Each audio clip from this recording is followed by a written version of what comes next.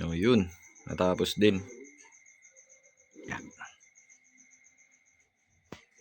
Yun. Lawag natin.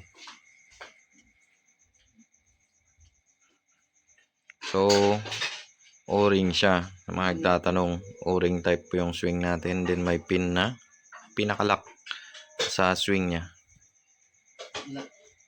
So, yun mga boss. Yan. So, red. Kulay red siya.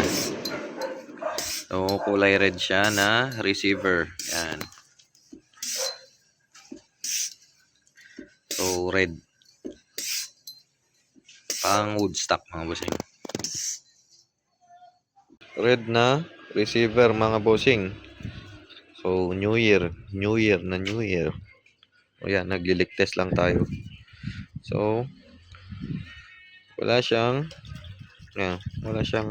leak. O, i-assemble na to, then ipapadala. Yan, so, red siya mga boss.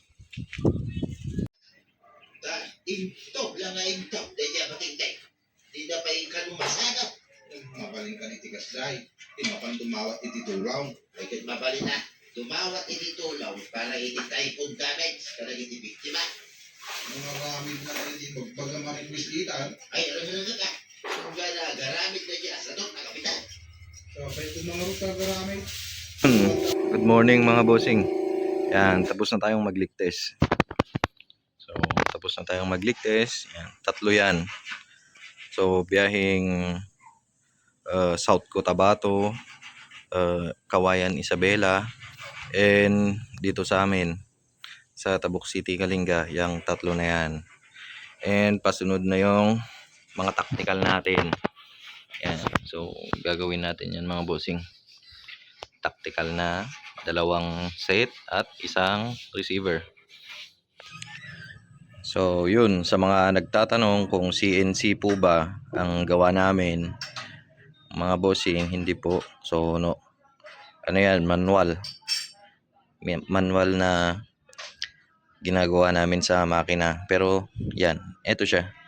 So, pwede nyong makita yung details.